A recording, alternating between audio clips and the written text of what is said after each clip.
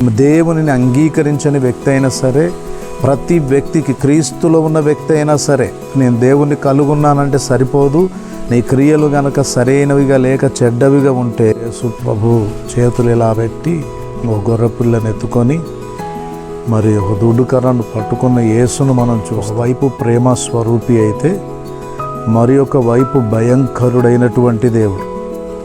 ఆయన గురించి మనం తెలుసుకోవాలి. Praise the Lord. దేవునికి మహిమ కలుగునుగాక.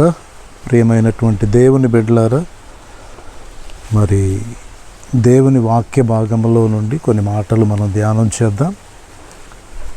మీరు దేవుని తీర్పును గురించి ఎప్పుడైనా విన్నారా? దేవుని ప్రేమను గురించే వినుంటారు కదా. చాలామందికి దేవుని ప్రేమ మాత్రమే తెలుసుంటుంది. మనం ఫోటోలో యేసు ప్రభు చేతులు ఇలా పెట్టి ఒక గొర్రెపిల్లని ఎత్తుకొని మరి ఒక దుడ్డుకర్రను పట్టుకున్న యేసును మనం చూస్తాం. కానీ యోవేలు, హబకుకు గ్రంథాల్లో, ప్రవక్తల గ్రంథాల్లో తీర్పు తీర్చే ప్రభువును చూడగలుగుతాం. కనుక యేసు ప్రభువును ఒకవైపే చాలామంది ఆలోచిస్తూ చాలా తేలికగా మాట్లాడుతున్న వ్యక్తులు లేకపోలేదు. కానీ ఆయన రెండవ వైపు భయంకరుడైన దేవుడు. ఒకవైపు ప్రేమ స్వరూపి అయితే మరి ఒక వైపు భయంకరుడైనటువంటి దేవుడు.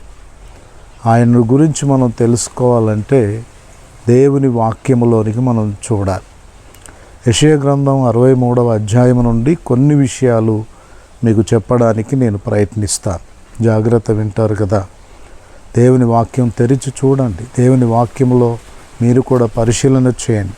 యెషయా గ్రంథం 63వ అధ్యాయము 1 నుంచి 2 వచనాల్లో, రక్త వస్త్రములు ధరించి ఏదోము నుండి వచ్చుచున్న ఇతడెవడు? శోభిత వస్త్రము ధరించిన వాడై గంభీరముగా నడుచుచు బోస్రా నుండి బలాతిశయముతో వచ్చుచున్న ఇతడెవడు అనే మాటను మనం చూస్తున్నాం. ప్రవక్త ఒక వ్యక్తిని చూస్తున్నాడు. అతడు రక్తవర్ణ వస్త్రములు ధరించినటువంటి వ్యక్తిని చూస్తున్నాడు.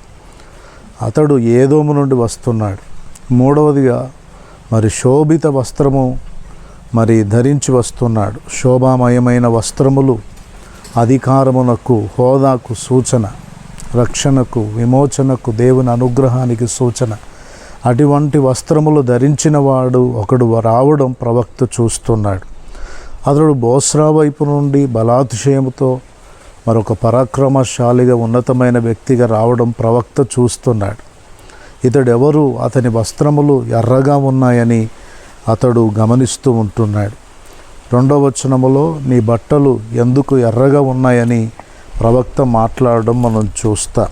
యెషయా గ్రంథం 63వ అధ్యాయం 2వ వచనములో నీ వస్త్రములు ఎర్రగా ఉన్నదేమి? నీ బట్టలు ద్రాక్ష గానుగను త్రొక్కుచుండు వాని బట్టల వలె ఉన్నవేమని అడుగుతున్నాడు. నిజంగా ప్రవక్త చూస్తున్నటువంటి వ్యక్తి చాలా ప్రత్యేకముగా కనబడడం మనం చూస్తుంటున్నాం. నిజమే, రక్తవర్ణ వస్త్రములు ధరించి, శోభిత వస్త్రములు ధరించి బోస్రా నుండి, ఏదోము నుండి వచ్చుచున్న మరి బలాతిశయముతో వచ్చుచున్నటువంటి ఆ వ్యక్తి ఎవరై ఉంటారు? ఎందుకు ఆయన రక్తవర్ణ వస్త్రములు ధరించాడు? ఇవన్నీ ఆలోచిస్తే దేవుడి యొక్క నిజస్వరూపమును మనం చూడగలుగుతాం. మరి ఏదోము అనేది ఒక దేశం, ఆ దినాల్లో ఒక దేశముగా ఎంచబడింది. దాంట్లో బోస్రా అనేది ఒక ముఖ్య పట్టణము లాంటిది. ఏదోము అనగా ఏషావు సంతతి నుండి వచ్చినటువంటి వారు, యాకోబు సహోదరుడు ఏషావు యొక్క సంతతి నుండి వచ్చినటువంటి వారే ఈ ఏదోమీయులు. వీరందరూ కూడా దేవుని యొక్క తిన్నని మార్గములకు వ్యతిరేకంగా జీవించినటువంటి వారు. అక్కడి నుండి ప్రభు వస్తున్నాడు. మరి నైరుతి, జోర్దాను, డెడ్ సీ, ఎర్ర సముద్రం, అకాబా గల్ఫ్ మధ్య ఉన్నటువంటి ప్రాంతంగా కనబడుతుంది. నైరుతి, జోర్దాను, డెడ్ సీల మధ్యలో ఉన్నటువంటి ఆ సరిహద్దు ప్రాంతాల్లో ఉన్నటువంటి ప్రాంతముగా ఈ యొక్క ఏదోము ప్రాంతమును గురించి చెప్పబడ్డది. అయితే ఎందుకు ఏదోము నుండి దేవుడు ఆ విధంగా వస్తున్నాడు అని అంటే, మనం కింద వచనాల్లో చూస్తే 3వ వచనంలో మనం చదువుకుంటే, మరి అక్కడ ఒంటరిగా ద్రాక్ష గానుగను త్రొక్కి తిని, జనములలో ఎవడు నాతో కూడా ఉండలేదు. కోపగించుకొని వారిని త్రొక్కి తిని, రౌద్రము చేత వారిని అనగద్రొక్కి తిని, వారి రక్తము నా వస్త్రముల మీద చెందినది, నా బట్టలన్నీ డాగులే అంటున్నాడు. మరి ద్రాక్ష గానుగ త్రొక్కితే ద్రాక్ష రసముతో మరి ఆ యొక్క పాదములు వస్త్రములు తడపబడితే ఎలా ఉంటాయో, మరి ప్రవక్త చూస్తున్న యొక్క వస్త్రములు కూడా ప్రవక్త చూస్తున్న వ్యక్తి యొక్క వస్త్రాలు కూడా అలాగే ఉన్నాయి. ఏం జరిగిందనంటే, అక్కడ ఏం జరిగిందనే దానికంటే ముందుగా మరి అక్కడ వస్తున్నటువంటి వ్యక్తి గురించి మనం తెలుసుకోవాలి. మొదటి వచనములో గనుక మనం చూస్తే, నీతిని బట్టి మాటలాడుచున్న నేనే, రక్షించుటకు బలాఢ్యుడనైన నేనే అంటున్నాడు. ఎవరితడు అని అంటే, సైన్యములకు అధిపతియగు యెహోవాయే, మరెవరో కాదు. మరి ఎందుకు ఏదోము నుండి వస్తున్నాడు, రక్తవర్ణ వస్త్రములేంటి, ఇవన్నీ ఆలోచన చేస్తే ఏదోము ప్రాంతంలో ఉన్నటువంటి ప్రజలకు ఆయన తీర్పు తీర్చి వస్తున్నాడు. ఎందుకు, ఏం జరిగిందని చూస్తే, సంఖ్యాకాండంలో కనుక మనం చూస్తే 20వ అధ్యాయం 14 నుంచి 18 వచనాల్లో గమనిస్తే, మరి ఇశ్రాయేలీయులు కానాను దేశానికి వెళ్ళేటప్పుడు ఏదోం ప్రాంతం మీదుగా వెళ్ళవలసి వచ్చింది. అప్పుడు వారు, మాకు అనుమతి ఇవ్వండి, ప్రాంతం మీదుగా వెళ్తామంటే వారు నిరాకరించారు. ఏదోమీయులందరూ కూడా నిరాకరించారు అటుగా వెళ్ళడానికి. అదొక కారణం. రెండవది, మనకు వారి యొక్క విధానాలు, వారి యొక్క జీవిత విషయాలను గురించి తెలుసుకోవడానికి చెబుతున్నాను. రెండవది, మరి వీరు యెరూషలేము పతనమవ్వడానికి సహకరించిన వారిలో వీరు కూడా ఉన్నారు. మూడవదిగా చూస్తే, సౌలు కూడా వీరికి వ్యతిరేకంగా యుద్ధం జరిగించాడు. నాలుగవది, ఒకానొక సందర్భంలో దావీదు కూడా వీరందరినీ లొంగదీసుకొని కావలి వారి నుంచి వీరిని తన స్వాధీనంలో పెట్టుకున్నటువంటి సందర్భం కూడా మనకు కనబడుతుంది. ఒక రకంగా చెప్పాలంటే, ఈ యోధమీయులు అందరూ కూడా దేవునికి శత్రువులుగా ఉన్నారు. ఈరోజు మనుషులకు శత్రువులుగా ఉంటే పర్వాలేదు, కానీ ఒక వ్యక్తి దేవునికి శత్రువుగా ఉంటే అది చాలా ప్రమాదం, భయంకరం. ఈరోజు చాలామంది శిలువకు శత్రువులైనటువంటి వారు క్రీస్తును నిందిస్తూ, అవమానపరుస్తూ, వ్యతిరేకంగా మాట్లాడుతున్న వారందరూ ఉన్నారు. ఈరోజు దేవుని బైబిల్ పుస్తకాలు, కరపత్రికలు చింపుతూ దేవుని ప్రజలను హింసిస్తున్నటువంటి వ్యక్తులందరూ దేవుని శత్రువులే. మిమ్మల్ని ముట్టినవాడు నా కనుగుడ్డును ముట్టినవాడు అన్నాడు. మరి దేవుని ప్రజలంటే దేవుడికి ఎంత మరి శ్రద్ధనో ఒకసారి మనం ఆలోచించాలి. ఆయన ఈ 63వ అధ్యాయంలో 2 కార్యాలు చేస్తున్నాడు. ఒకటి, శత్రువులకు తీర్పు తీరుస్తూ, రెండవ, తన ప్రజలను రక్షించడానికి ఆయన తన యొక్క ఆసక్తిని చూపెడుతుంటున్నాడు. కనుక ఇక్కడ మనం గమనించి చూచినట్టు ప్రకారము ఆయన తీర్పు తీర్చగలిగిన దేవుడు.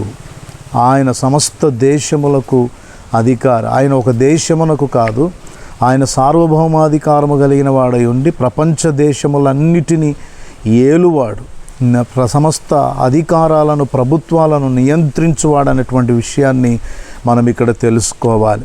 మనం 64, 65 అధ్యాయాల్లో కూడా యెషయా గ్రంథంలో చదివితే, ఆయన తన శత్రువులకే కాదు, తన ప్రజలయుండి తనకు తిరుగుబాటు చేసిన వారి ఎడల కూడా ఆయన తీర్పును విధించినట్లుగా మనం చూస్తూ ఉంటాం. ఆయన దేవుడు గనక ఆయన తన కుమారులు, కుమార్తెలు అనేది లేదు, ఆయన శత్రువులు అనేది లేదు. తన నీతికి విరోధంగా నడిచిన దేశములకు కావచ్చు, రాజులకు కావచ్చు, ప్రతి వ్యక్తికి ఆయన తీర్పు తీర్చుటకు ఆయన సమర్థుడు.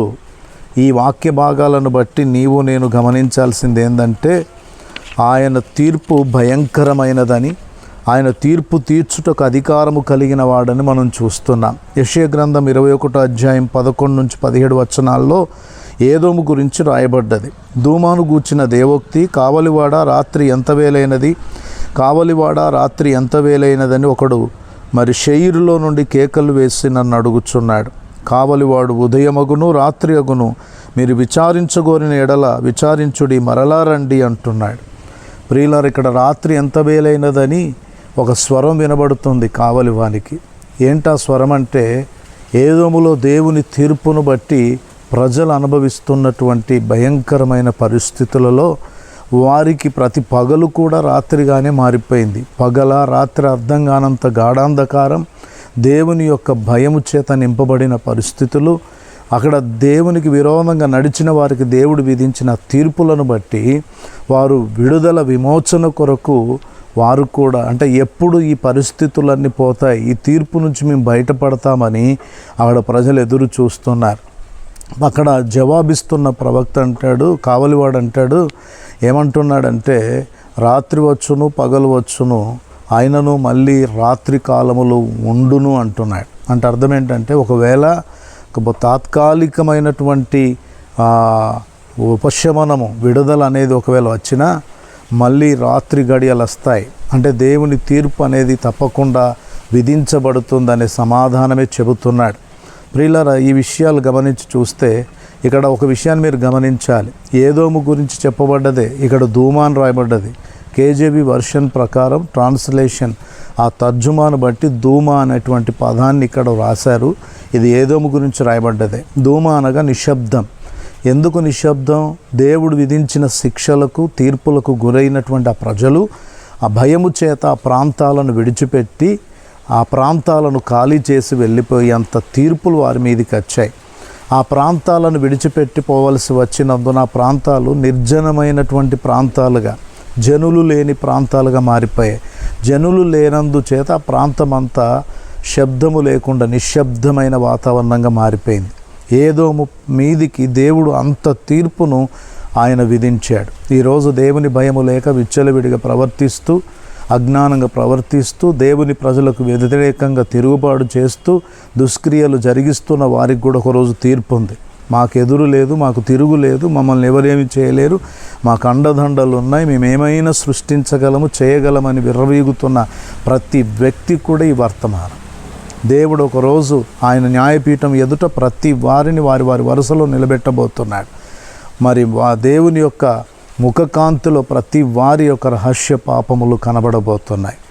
దేవుడు తీర్పు తీర్చు దినమందు ప్రతివాడు దేవునికి వారి క్రియలను బట్టి దేవునికి లెక్క అప్పగించాల్సిందే. క్రియలు చెడ్డవైనా సరే, మంచివైనా సరే, దేవుని న్యాయపీఠం ఎదుట మనం నిలబడతాం. ఇది మనం గుర్తుంచుకోవాలి. ఈ 63వ అధ్యాయంలో మనం తెలుసుకోవాల్సింది ఏంటిదంటే, పాపము చేయవారికి ఆయన తీర్పు విధిస్తాడు, తన వైపు చూస్తున్నటువంటి వారికి రక్షణను కలగజేస్తాడు. రెండవది, ఆయన సార్వభౌమాధికారము కలిగిన దేవుడిగా తన్ను తాను బయలుపరుచుకుంటాడు. ఆయన విరోధముగా, ఆయన మార్గాలకు వ్యతిరేకంగా నడిచే వారికి తీర్పులు విధిస్తాడు. ఆయనే సర్వోన్నతుడైనటువంటి దేవుడు, ఆయనే సర్వశక్తి కలిగినటువంటి దేవుడు. కనుక ఈ మాటలు వింటున్నటువంటి మీ జీవితాల్లో ఇంతకాలం దేవుని భయం లేక అజ్ఞానంగా, అవివేకంగా, మూర్ఖంగా ప్రవర్తించి మరి నాకెవరు చెప్పనక్కరలేదు, నా బ్రతుకు నాది, నా జీవితం నాది, నా నిర్ణయాలు నాయి అన్నట్లుగా దేవుని నీతికి వ్యతిరేకముగా, దేవుని మార్గాలకు వ్యతిరేకంగా బ్రతికిన బ్రతుకు ఒకవేళ నీలో ఉంటే తీర్పు ఉన్నదనే సంగతి మర్చిపోకుండా జాగ్రత్త పడు. ఏదో మీదికి వచ్చిన తీర్పు అంత భయంకరంగా ఉంటే ఆయన సమస్త ప్రజలకు అంత్య దినములయందు ఆయన తన రాకడలో తీర్పు తీర్చబోతున్నాడు. అప్పుడు ఎవరూ ఆయన నుండి తప్పించుకోలేరు. ఆయనను పొడిచిన వారు ఆయన వచ్చుట చూచి రొమ్ము కొట్టుకొని ఏడుస్తారని చెప్పబడ్డది. కనుక ఈరోజు యేసు దేవుడు కాదు, మన దేశమునకు చెందినవాడు కాదు, ఆయన పరాయి దేశమునకు చెందినవాడు, ఆయన దేవుడు కాదు అని చెప్పి క్రీస్తు మార్గాన్ని మరి వ్యతిరేకిస్తూ మాట్లాడుతున్న వ్యక్తి అయినా సరే, దేవునిని అంగీకరించని వ్యక్తి అయినా సరే, ప్రతి వ్యక్తికి, క్రీస్తులో ఉన్న వ్యక్తి అయినా సరే, నేను దేవుణ్ణి కలుగున్నానంటే సరిపోదు. నీ క్రియలు గనక సరైనవిగా లేక చెడ్డవిగా ఉంటే నీకు కూడా ఒకరోజు తీర్పు దినం ఉన్నది. కనుక నీ క్రియలను బట్టి నీకు ప్రతిఫలం ఇవ్వడానికి ఆయన సిద్ధంగా ఉన్నాడు. కనుక బ్రతుకుచున్న కాలములో మనము దేవునికి ఇష్టలముగా మనం బ్రతకగలిగితే, ఆయనను మహిమపరచగలిగితే, ఆయన నీతికి తగినట్లుగా మనం జీవించగలిగితే తీర్పు నుండి తప్పించబడతాం. ఆయన నీతికి విరోధంగా నడిస్తే మనం కూడా తీర్పుకు అప్పగించబడతాం. ఈ విషయాలు గమనించి మీ జీవితాలను జాగ్రత్తపరుచుకొని దేవుని భయముతో మీరు దేవుని మహిమ కొరకు బ్రతకాల్సిందిగా ప్రకటన చేస్తూ ఈ మాటలు ముగిస్తున్నాను. ప్రభువు మిమ్మను ఆశీర్వదించునుగాక, ప్రభువు మిమ్మను దీవించునుగాక.